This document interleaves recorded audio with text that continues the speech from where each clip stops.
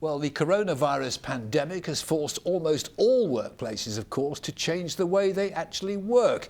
The military is no exception. From marching to eating, the Royal Air Force has had to adapt the way it teaches its recruits. Well, our reporter Charlotte Briere-Edney has been given exclusive access to RAF Halton in Buckinghamshire, which is where she is for us live this evening. Charlotte, training has had to change, but I believe it's still just as tough, isn't it?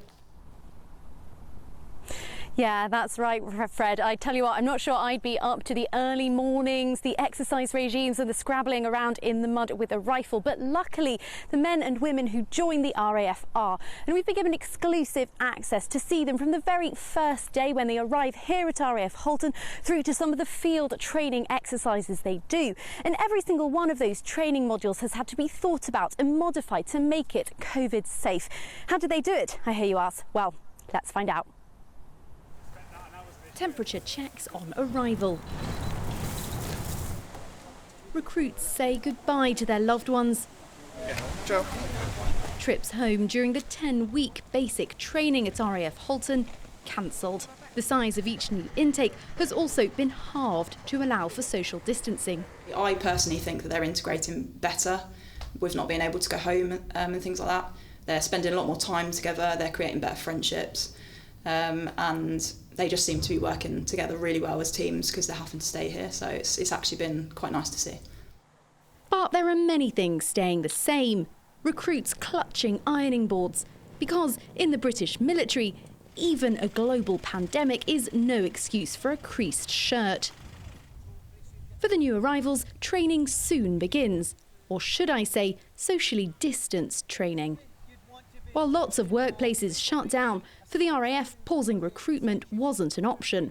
The continuation of Phase 1 training was essential to the Royal Air Force. We do have a large throughput of people, so we need to ensure that as people come out of the Royal Air Force, we keep fresh people coming through. And were we to have stopped training for a potentially 6-month period, then we would have ended up sort of months and years down the line with quite significant gaps within capability and skill set across all the trades.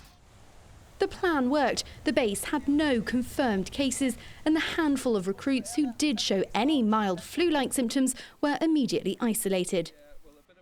Movement lesson. Winston Churchill said, every airfield should be a stronghold of fighting airmen. Understood by Some of the teaching here has hardly changed for decades.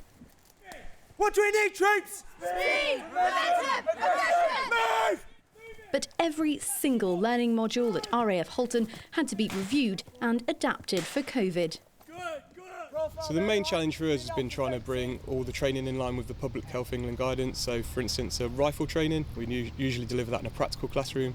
However, due to the social distancing, we're now teaching in the hangar or outdoors if the weather's nice. And same for the theory lessons, we can't achieve social distancing. So there's just some of the changes we've had to make. Believe it or not, even war games were modified. Our objective at the end of this track is a building. They're firing blanks in this battlefield exercise, but as well as avoiding bullets, the recruits have to avoid each other. Marching, mealtimes and living arrangements have all been adjusted. But trainees don't feel they've missed out.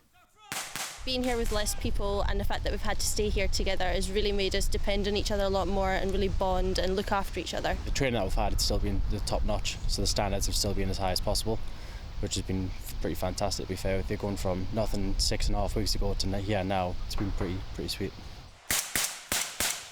These recruits edge towards completing their basic training in a very different world. The fronts on which they'll fight might look nothing like this. COVID has changed so much, but here they're confident the quality of instruction will emerge unscathed. Well, the RAF, of course, was founded just over 100 years ago, and tomorrow we're going to take a little plunge into the archive to see how some of the drills they do here at RAF Halton have changed over the years and how some, amazingly, have not. But of course, when recruits pass out from this very parade ground, that's only the beginning of their careers. So we'll be also looking at how the RAF and the wider British military have been called in to help at this moment of national crisis. All that, Fred, and more tomorrow. We'll look forward to it, Charlotte. Many, many thanks.